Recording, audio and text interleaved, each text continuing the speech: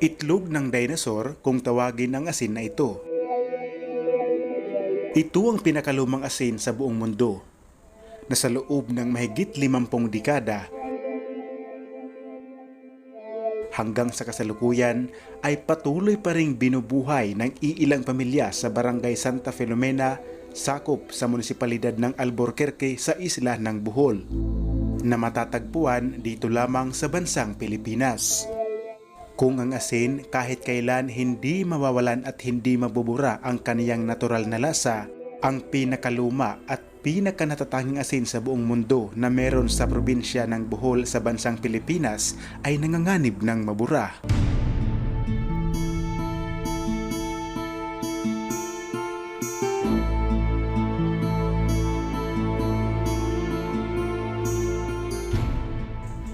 Sa isang tahimik na lugar sakop sa bayan ng Alburquerque sa isla ng Bohol ay nakilala ko ang isang pamilyang mahigit 50 dekada nang itinataguyod ang makalumang estilo sa paggagawa ng asin kung tawagin ay asin tibuok.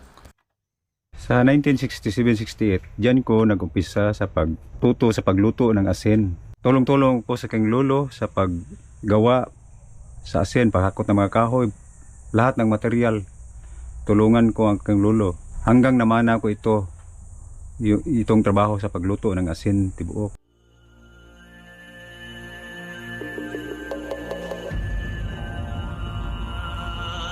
Ang asin tibuok ay hindi direktang nanggagaling sa dagat. Ang pinakaunang proseso ay nagmumula sa isang bunot ng niyog na ibinababad sa tubig dagat sa loob ng ilang buwan.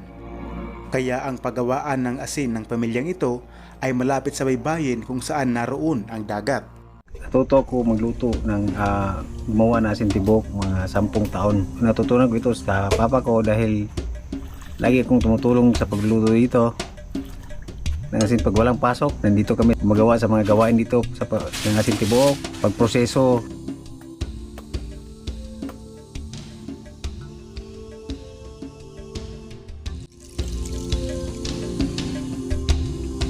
Ito ang munisipalidad ng Alburquerque, Bohol.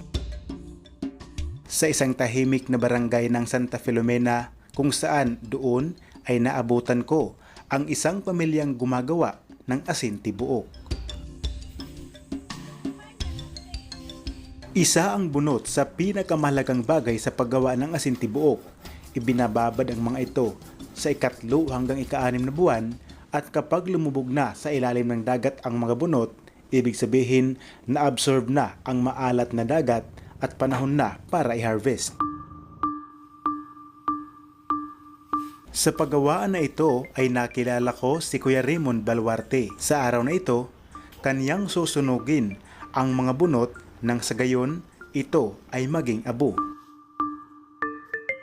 Para maging ganap na abo ang mga bunot, kailangan niyang gumawa ng daob, isang tambak ng mga punong kahoy kung saan dito itatakip ang mga bunot na naabsorb na ang maalat na dagat. Sa kalagitnaan ng daob ay lalagyan naman ng mga natuyo ng dahon ng niyog. Kung sa ilalim ay malalaki, sa ibabaw naman ay medyo maliit ng mga sanga. Ang paggawaan ng asin tibuok ay kailangan malapit sa dagat. Kapag sinusunog kasi ang mga bunot, kailangan ng pure na tubig dagat para mas madagdagan pa ng alat ang sinusunog na bunot.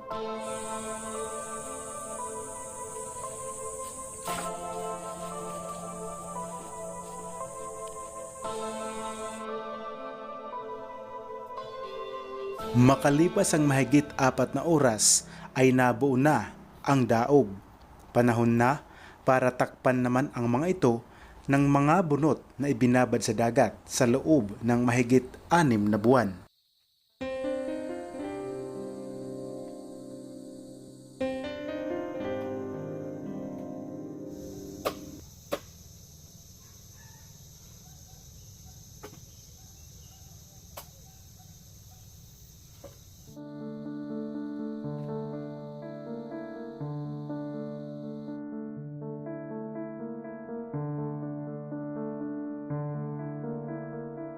Sa ikalawang araw, panahon na para sindihan ang daob na ito. Sa kalahating bahagi ng daob kung saan naroon ang mga dahon ng niyog, dito mag-uumpisa ang apoy. Mula sa pagsisindi, ang pagsusunog ng daob ay inaabot ng 2 hanggang 3 araw. Ito kasi ay nakadepende ang kanyang tagal sa dami at laki ng tambak. Kung ang ibang bagay kapag sinusunog ang kanilang aso ay masakit sa mata at masakit sa ulo, ang usok ng daob na ito ay mabango at hindi masakit sa ulo. Kapag nag-umpisa na ang malakas na apoy sa loob ng daob, unti-unti nang bababa ang tambak mula sa itaas at doon ay simulan na ang paglalagay o pagsasaboy ng tubig dagat para madagdagan ang kanyang alat. Kadalasan sa amin dito is umabot kami ng 3 gabi na walang tulog dahil sa pagbabantay lang. Hindi mo pwedeng hindi bantayan kasi matutunaw, mapupulbos, magiging abo na pulbos yung tinatawag naming gasang. Ang gasang ay ang abo ng bunot kung saan pag sinunog ang mga ito, matitira ang asin na na-absorb na nanggaling sa tubig dagat. Pero kahit may taglay na alat na ang mga bunot, may mga sinunog na kahoy pa rin na magiging abo sa loob ng daob kung saan walang alat ang mga ito.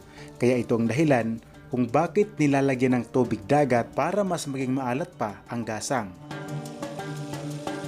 Kaya ito ang dahilan kung bakit kailangang bantayan sa buong magdamag ang daob na ito. Dahil kung hindi, maaaring masayang kung ito lamang ay kanilang napabayaan. Dahil kailangang maalagaan at mabantayan sa lugar kung saan ginagawa ang asin, dito na rin sila natutulog at kumakain.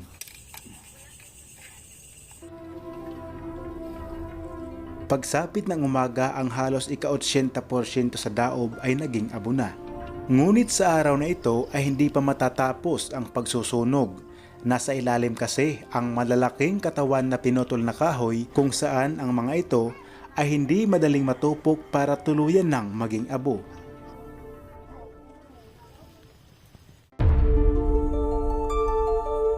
Ayon sa kasaysayan, ang tradisyong ito ay bahagi ng kultura ng mga Boholano bago pa man dumating ang mga Kastila sa Pilipinas na nangyari noong 1521. Ibig sabihin, ang kaalaman at pamamaraan sa paggawa ng asin na ito ay ipinasapasa na sa mga henerasyon sa loob ng 100 taon. 2 araw pa ang dumaan bago tuluyan nawala ng apoy ang abo. Makalipas ang 5 araw, panahon na para sa filtration.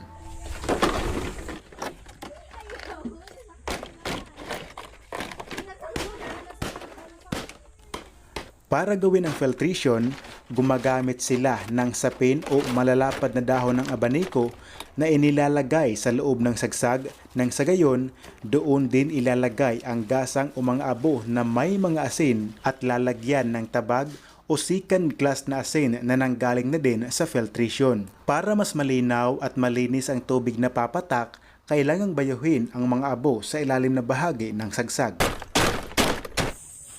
Ang paggawa ng asin tibuok ay isa sa mga endangered heritage food ng bansa dahil sa hirap ng proseso at pagdami ng mga modernong uri ng asin.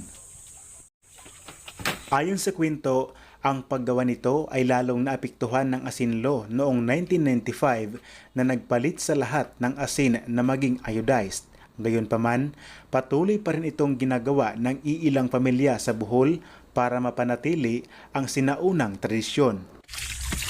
Ang asin tibuok ay isang uri ng asin na ginagawa lamang dito sa Pilipinas, partikular sa bayan ng Albuquerque, Bohol.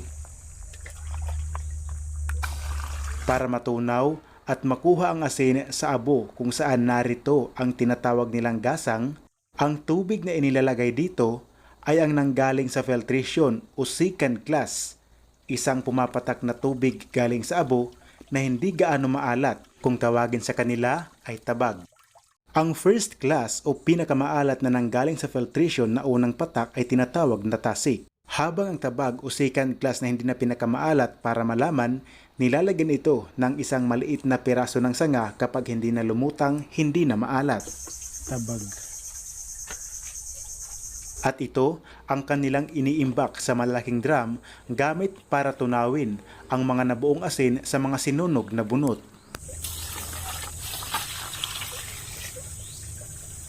At ito ang kanilang tinatawag na gasang, ang asin na nabuo sa pagsusunog ng bunot.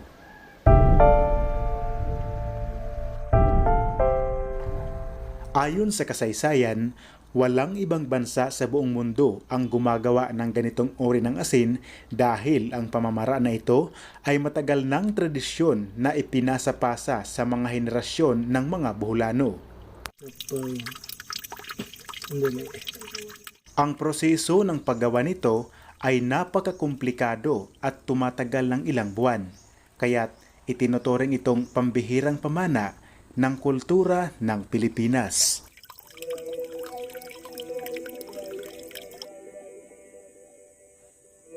Pagkatapos makuha ang asin, ang mga abo ay may pakinabang din.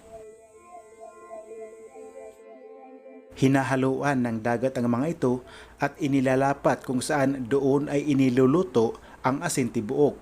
At ang gumagawa nito, ang kanilang mga anak na saksi din sa paggawa ng makalumang asin sa mundo.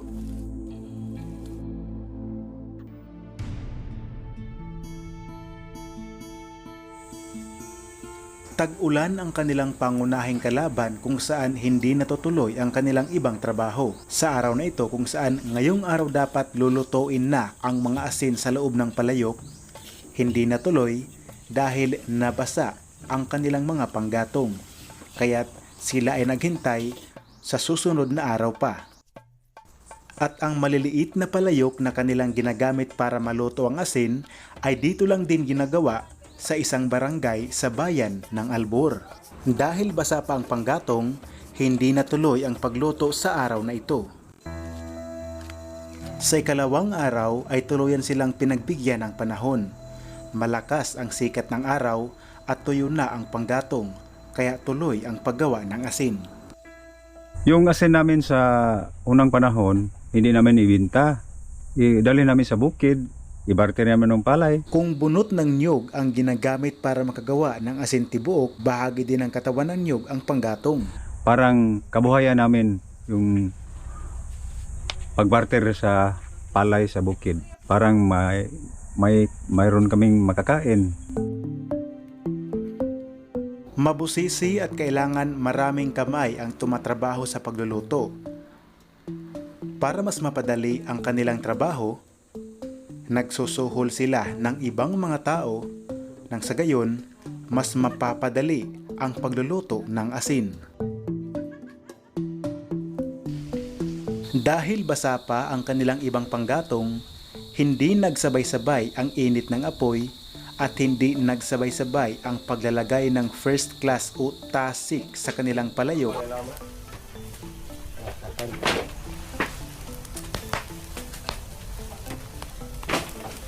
Para hindi masayang ang tasik, unti-unting nilalagyan ang mga palayok ng tubig o tasik para hindi kumulo at hindi masayang ang mga ito. Para hindi masayang at matapon sa ilalim ang kumukulo na tasik, gumagamit sila ng laman ng niyog nang sa gayon ito ang magbabawas ng kumukulo dahil sa init ng apoy.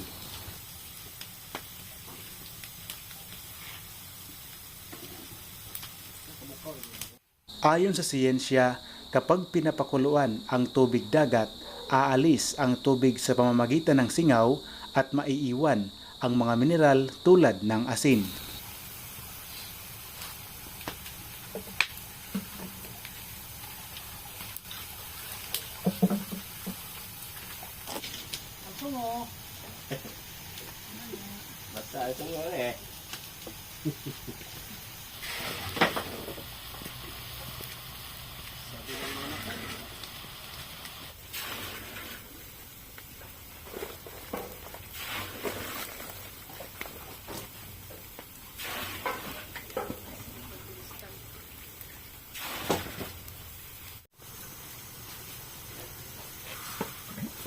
Idol, lamping, kami lamping ha. Sir to, buto na ka na. Sir kahoy ba? Sige na. Huwag na mabasak. Ano ba? Be.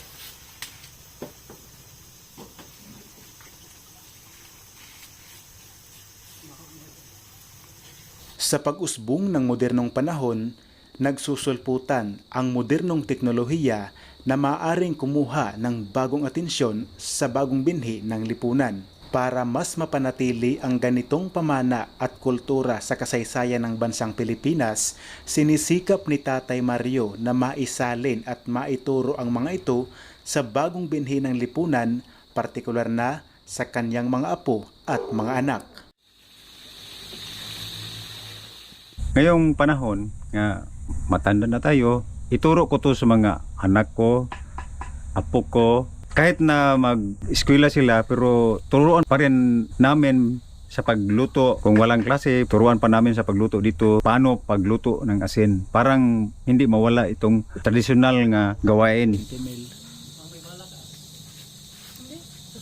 Kahit gaano kaalat, ang tapat na kaibigang asin ay nananatiling nasa tabi ng tao. Nagbibigay lasa at sigla sa bawat pagkain, patunay na ang tunay na halaga ay hindi lang nasa tamis kundi pati na rin sa bigat ng lasa na bumubuhay sa bawat umaasa.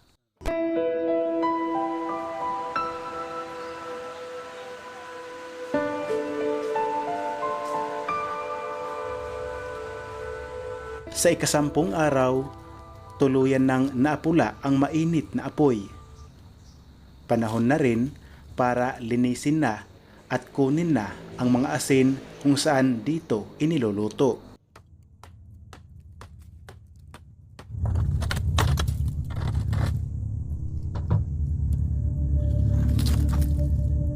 Ang salitang asin tibuok ay nangangahulugang buong asin o unbroken salt sa wikang Cebuano dahil ito ay ibinebenta bilang isang buo at matigas na piraso. Nakadalasang nasa loob ng isang palayok na luwad, ang hugis nito ay parang itlog ng dinosaur, kaya naman ay minsan tinawag itong dinosaur's egg salt.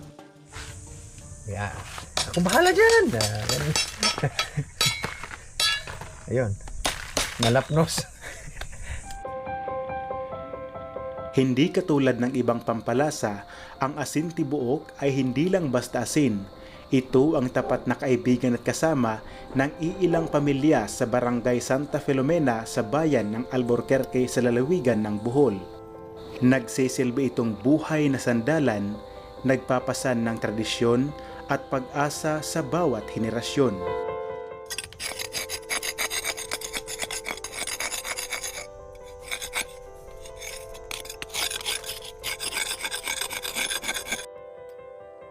At ang bawat piraso ng asin tibuok, nabubuhay ang kanilang pangarap dulot ng kanilang pagsisikap.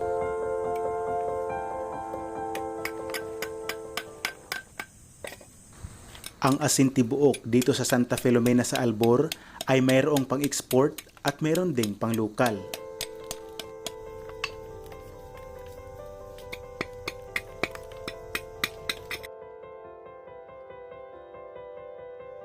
Ang bigat ng bawat isang tibuok ay umaabot ng 1 kilo. Mula sa pinakamaliit hanggang sa pinakamalaki, ang presyo ng mga ito ay nag-uumpisa sa 300 pesos hanggang 700 pesos mahigit.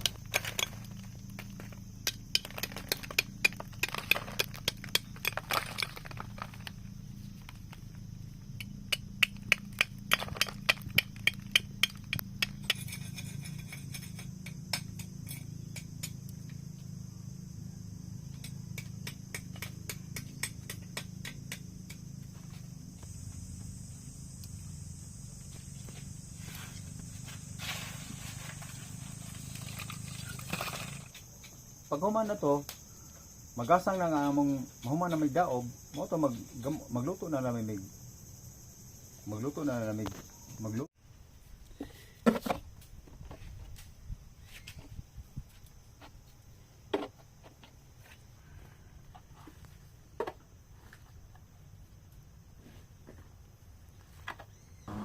Makalipas ang 1 linggo, Sa wakas, ay nasubaybayan ko kung paano niluluto at eto na ang asin tibuok ng Alburquerque sa lalawigan ng Bohol.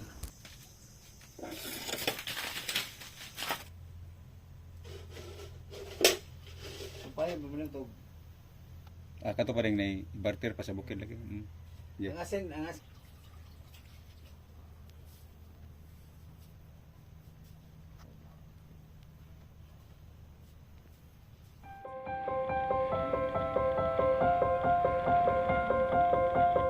Sa ibabaw ng ating mundo, ang bawat tao ay dumadaan sa iba't ibang klaseng pagsubok at samot-saring hirap makamit lamang ang kaginhawaang pinapangarap. Katulad ng asin, ito ay dumadaan sa nag-aapoy na horno ng mga pagsubok.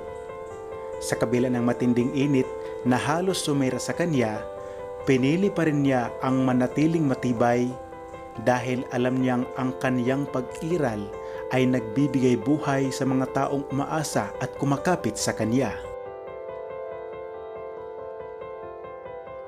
Ang bawat lasa na namumuo sa tibuok ay patunay ng kaniyang pagmamahal at pag-asa na hindi magpapatalo sa anumang init ng buhay.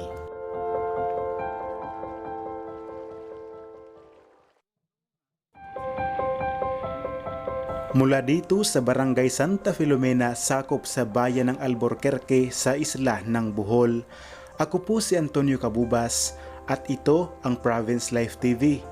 Discoveries, History, Explore, and Docu Network. Ito trabaho. Wala na mga binata ito.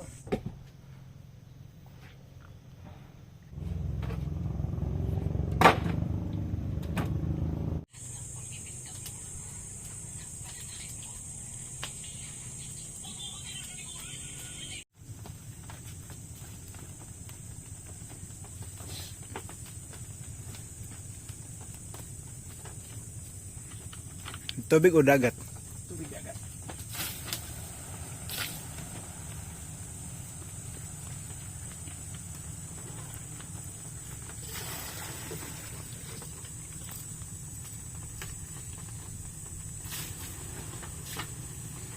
Bakit pa binubuhusan? Para mas lalong umalat. Ah, okay. Kasi hindi titigas yung abo niya pag hindi binubusan talaga. Oo.